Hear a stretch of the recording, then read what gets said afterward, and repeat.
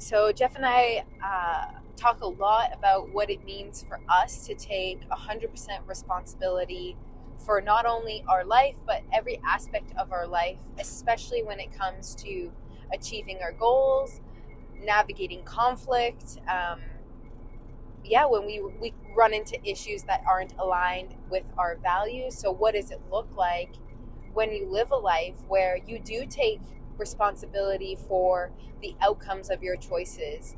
You realize that the reality you create is a direct reflection of every choice that you are saying yes to.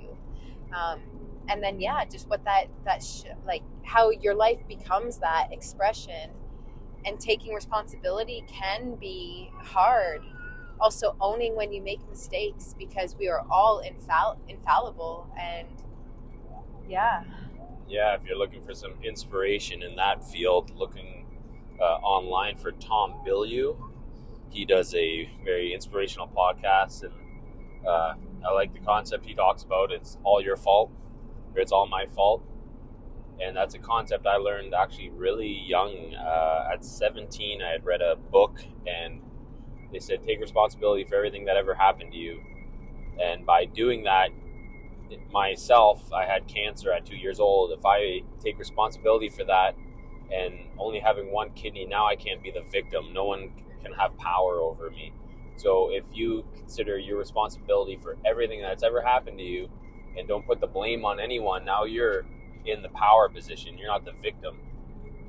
Yeah, that's exactly what I was thinking of, is that so many people, and again, like, we're not infallible. We do this ourselves, and it's catching ourselves when we do it.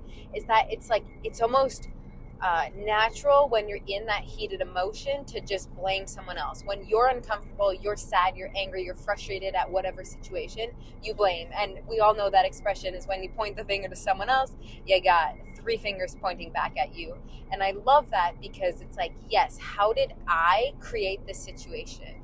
In, let's just say, the spiritual world, you hear people say, oh, we co-create. Do you want to co-create this thing? Because we are co-creating our reality with others. And it's a lot easier to blame someone else than to look at yourself and, again, take responsibility for how you created that situation.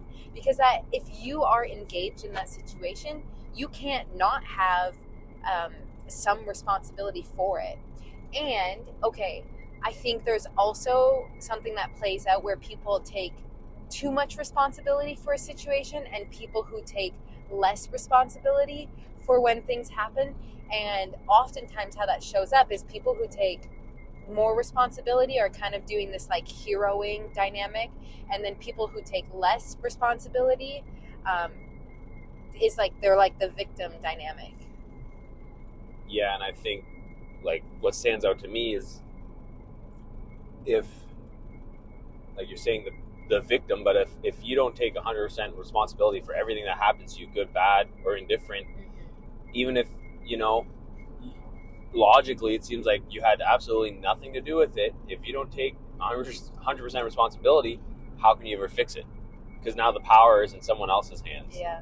The power is in whoever harmed you, or is, controlling this thing that you have no control over. But if you think that everything is my fault, I have 100% control over everything in my life, whether it's an earthquake or whatever, you get to decide how you react to whatever happens to you. But if you're going to play the victim and you're like, oh, well, the bank denied me for this loan, or, my car broke down, or, if you put something else in the power position, how are you going to ever recover from it? How are you going to take control of the situation if something else is responsible for whether or not your outcome is good, or if it's bad, or your health, or if everything is in everyone else's hands, you're never gonna reap the rewards or be in the power position to take control and create a better future for yourself. Yeah, I mean, there's an expression of like, you're not gonna get an apple tree by planting an oak seed. So you have to realize that whatever you put into something is going to bear the fruits of that. Another example that we heard recently from one of our mentors was like, it wouldn't be fair if, the person who sat on their couch all day and ate McDonald's and junk food had the six pack, and then the person who, you know, cared about their food, drank spring water, exercised daily, got outside, had healthy relationships, you know, was fat and slobby. Like, there are some, you know, you can air quote call like rules to this game, or like rules to this reality. And you life know, is fair. Yeah, exactly. Life is fair. So if you plant that, you know, apple seed, and you tend to that, you water that, you know, take care of the soil, you nurture that seedling, you will bear the fruits one day. And I think that's really important to realize in this idea of taking 100% responsibility, also taking back your power, is that you have the ability to create. And, you know, again, this would be, if we go to that expression that we love, like pray and move your feet, you know, again, in the spiritual realm, you have this idea that, you know, oh, you can just manifest everything. And like, in some ways, yes, it's a yes, no, maybe. Like, manifestation is great, prayer is great, but if there's no follow through in action or direction, yeah, then, you know, again, I could be praying, I could be sitting on my couch and just like praying for that six pack, but is that gonna manifest? Yeah. Probably not. If you don't get your butt to the gym while you're not doing what they say, like, where attention goes, energy flows. Yeah. Well, you know, you could talk about being greener and caring for the environment, and then, you know, you're still making a pile of trash every weekend. Or, you know, like the six-pack ab thing, if you're not getting out to the gym, you're not putting the energy and intention and attention toward this goal, and all the affirmations and prayers aren't going to matter, because God doesn't answer your prayers, he helps you.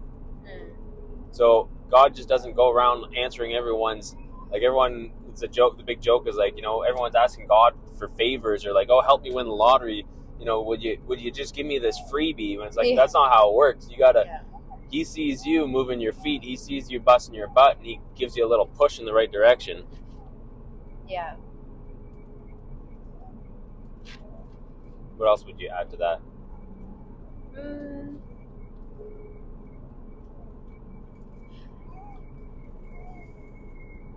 I think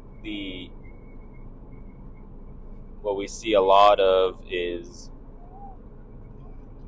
people have the intention, but they don't give it attention.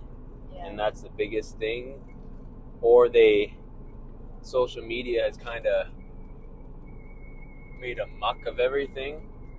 And you've got people trying to biohack or shortcut, or not put in the time and effort needed to get the result that they're looking for.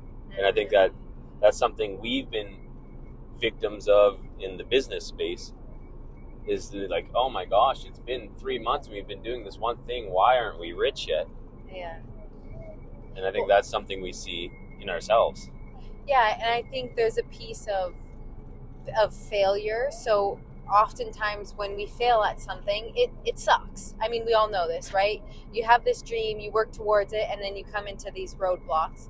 I loved actually, so for those who know, we have a baby, a 6-month-old right now, and, you know, it made me think the other day, we were talking and someone said like, oh, you know, it just, you know, we're working on baby steps, and then the hiccups, and you see this with these newborns, they you know, they hiccup as they grow and change, and they actually, you know, have their little baby steps of growth, and they fall as they learn to walk. And I think if we let all these roadblocks just stop us, and I mean, I'm one where it's hard for me, where I put so much, you know, attention and like energy towards something, and when I do run up into a roadblock, I do get hard on myself, and I find myself like, oh, why isn't this working? And sometimes that does hold me back, and I'm learning to break through that pattern. But I think it's super important that when we're working through this, that those problems are actually the gateway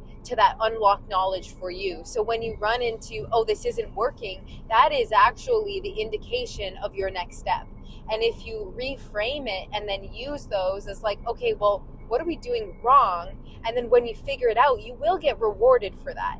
I believe that. And I mean, we have experience of that is like when we change things and we break out of our patterns, because we're all going to have these baseline patterns of habits or personality, and if we can break through those patterns, then we can find growth. And it's a dichotomy too, because sometimes it's you just haven't stuck with it long enough to see the results. And I think we're victims of that too. Yeah. And listening to these business mentors and mentors in health and fitness saying like, oh yeah, like you just haven't done enough yet. Like you got to go at a couple more months or a year. It's like the 10,000 hours expression. Yeah, but then there's also the, sometimes you have to be like, okay, I know that doesn't work. Yeah. And chalk that up as a failure, and not a failure like, oh God, I'm a loser. Like, don't have this negative self-talk, but like, okay, I know that doesn't work. I'm going to do something different. Or this part of it did work. I'm going to go with that and not repeat this step. Well, when we talk about, walking your path and, we're all on this journey, I think there's two parts of that. There's moving towards things as we figure out our vision and we all move closer to our life vision and goals. And there's also a part of moving away from things. And like in some ways that inner compass is a balance of both. When things work, yes, keep feeding that. When things don't work, step away, move away. And both of those energies are present when you're trying to find your goals.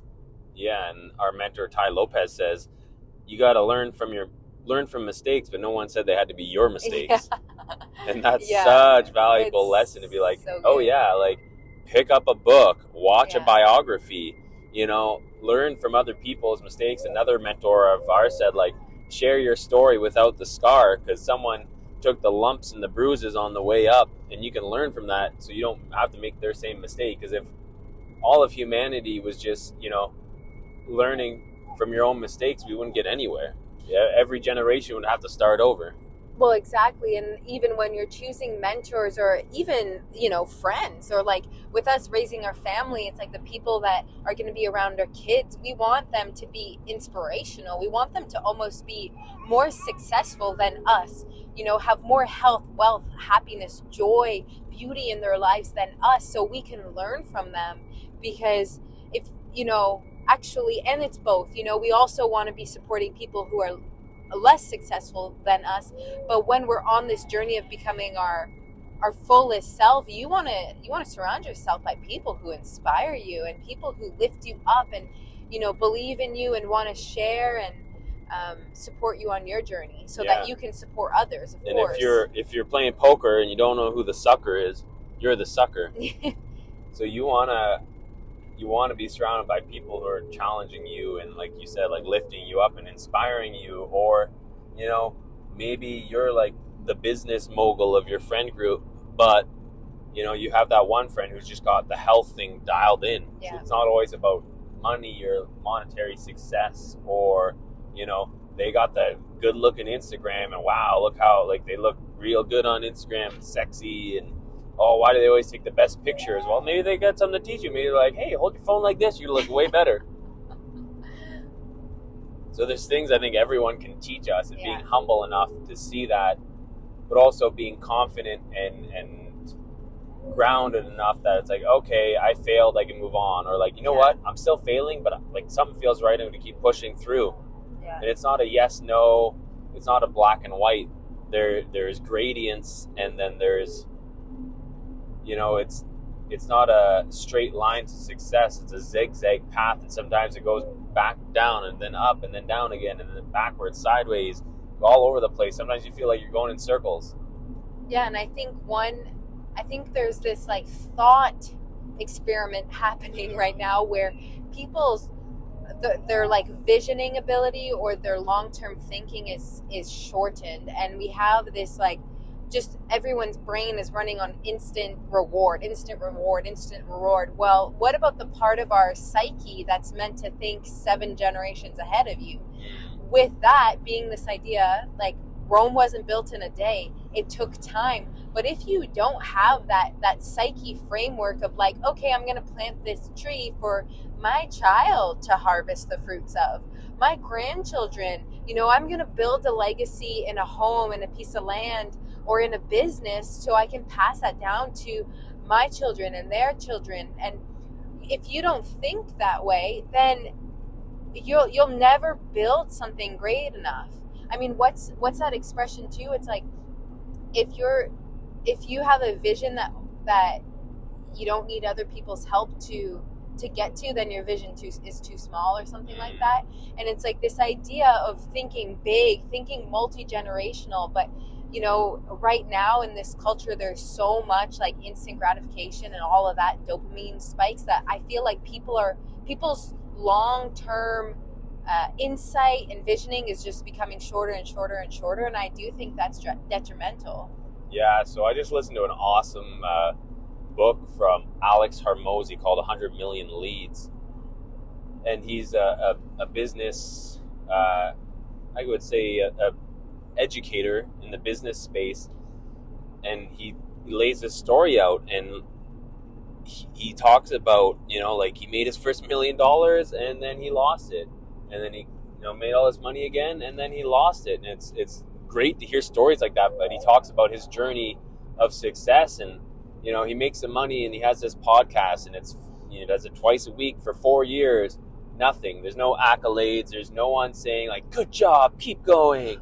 And there was also no one saying like, you're amazing, like this is the best podcast ever. He's doing it 4 years with no rewards, no results, no pat on the back, no recognition, but he just sticks with it. And then eventually he's on the top 100 of podcasts. And then it slowly creeps up from there. But for 4 years, he's like, I wouldn't say suffered in silence, but he just trudged through. Yeah. And he talked about that same thing with business and using social media to build his business and presence online. He said, posting every day and just, like, is this really working? And all his mentors and people are saying like, yeah, you just keep going.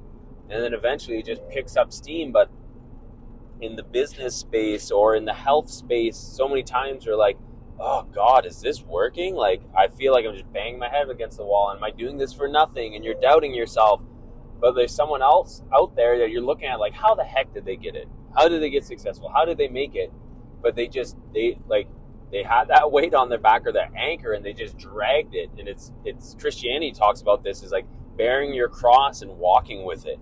It's like, yeah, you're going to take your cross and climb that mountain, and eventually you get there. But when you see that person with the cross on their shoulder dragging it around, you're like, wow, that really sucks. Like, that does not look good. But then with Instagram and social media, we just see like, oh my God, he's on a private jet. Look at his Lamborghini. Or like, look at, he works from a laptop and travels the world. Whatever it is that you're looking at, that's like, oh my gosh, I wish that was me.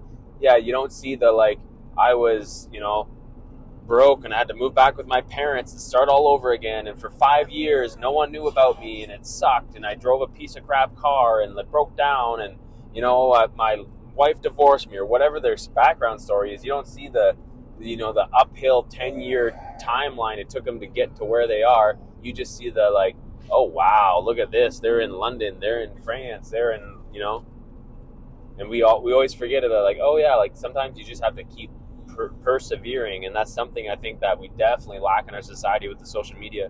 Like you're saying earlier, it's like there's no perseverance with people. Yeah. They don't want to keep going. When times get tough, it's like, ugh, my social media is not popular. I only got 1,000 followers. I only got 10,000 followers. I want to give up. This sucks. Yeah. It's like, oh, why isn't my business taking off? Like, I've been doing it for 5 years and I'm still the person bottling the whatever. And like, I've been growing vegetables, and why is it not working? Yeah. And I think, and it reminds me of that perseverance of when I was hiking the PCT in 2016. I remember planning for this trek. I was like, wow, this is a long distance. I'm hiking from the Mexican border up all through California, Oregon, Washington to British Columbia. And it was 2,600 miles. And that, for Canadians, that's the equivalent of, I believe, Ottawa to Vancouver, roughly same distance. And how did I do it? How was I able to do it? Was to take these little steps and taking one trip at a time. So it's like, okay, yeah, we've done many 5 to 10 day backpacking trips. So that's our next step. So we do one little 5 to 10 day jaunt. We do a resupply. We do another one. Resupply. We do another one. And then even smaller than that, every step is literally, it's like the corniest whatever expression, but it's like one step at a time, truly, in this case, where every step was getting us closer and closer to our goals. And when we hiked, there's a lot of people who would skip sections. They would go into town and then kind of hop a few hundred miles and then go back on trail and keep hiking. But we were so disciplined in connecting our footsteps for the entire trail. And I mean, no one can take away that feeling of when you complete something like that. Mile by mile takes a while, inch by inch is a cinch. And another of our mentors mentioned, like, do you see a baby like pout and give up and start crying when they can't walk? It's like, no, they keep falling, they keep going till they figure it out. They don't give up on themselves or like, this is stupid, I'm just gonna keep pooping in my pants and I'm not gonna walk, I'm just gonna be a slob. And no, they just keep going because they don't have all this ego and download. They just naturally, it's like, oh, like I feel like I move a little bit more today. It's like, oh, I think I grew a bit, like I can maybe I can crawl and now I can walk. But they just keep going. They don't give up, they don't surrender, they're not doubting themselves, they just go. And that's a great lesson for people. And I think in that, and maybe as we close up here, it's just realizing that, like, it takes curiosity, it takes humility, and you have to enjoy the process as much as it sucks sometimes. You have to be able to laugh at yourself, laugh at your patterns, laugh at, the things that don't work, the mistakes. Like, if you take it too seriously, that's when you'll fail, because you'll just want to give up. But we've both made mistakes, we catch ourselves, we reflect things to each other, Jeff and I, all the time. And if we were too, I don't know, like stubborn, I guess, we wouldn't be able to keep doing the work and offering more and growing and adapting. So I think that's super important. And I think I want to close it out with this, is that in finding these mentors and people that we want to be more like or see the success that they've seen, is digging deeper than just social media and listening to their stories and stuff like that. Is so many of them all say the same thing. And I'll put it this way: the journey or the destination, the journey is the destination. Mm-hmm. So enjoy the journey to where you're looking to get, because so many of them say, like, oh, you know what, I look back to when I was running my social media, or I remember opening this first business and just having to bootstrap it all myself. And they all look back nostalgically, and the good times are actually the point we're in right now, which is great for us to get that message from these people we see that are super successful, and we're like, oh man, we'd love to have that success and that impact on people and be able to help people out, and see them saying like, oh yeah, like, oh, I remember like sleeping on the gym floor as I'm starting my gym, and then then it grew to 5 gyms, and now I'm a millionaire, multimillionaire. And hearing other people saying like, oh yeah, like I remember I tried to build a website for $30,000 and lost all my money, and it's like, oh my gosh, like I feel so stupid now looking back. But those are the things they look back at now. They don't even look at their mansion or their fancy cars or their trips. It's not even like what they think about that makes them smile. They think about like, oh, I remember when I got my wife to quit her job, and then I lost everything, and I went and met her parents for the first time. It's like, hey, I just quit my job and here's my new boyfriend, can we stay here? And these funny little stories that when me and Dariya are down, it's like, oh gosh, like we're a real pair of losers. But then we hear these stories, it's like, oh, okay, yeah, like everyone goes through this. Yeah. And these people who are flying private jets or living the laptop lifestyle, you hear their stories, it's like, oh, okay, yeah, like this is the part they relish the most, is this stage that we think we're in of like slow growth, progress, failing, try like, oh, let's do our taxes, and like, oh God, what a terrible idea. Or these different pieces of the business or life or the baby and family, and people look back at those times like, oh, those are the good times. Even though, on the outside, any of us would look at them and be like, oh my gosh, I wish I could be them. And they're like, man, I wish I could like go back a few more years and be in that like crazy time again. Well, I think, yeah, if it wouldn't be a rite of passage or an initiation if it wasn't challenging. So Yeah, exactly. It yeah, wouldn't be worth it, and it wouldn't be fair if just, everyone just hung up a sign in their house and said, I'm this, that, or the other, and just became millionaires. yep. It wouldn't be fair for all of us who have to work and suffer, and yeah, So the journey is the destination. get out there. Stay wild.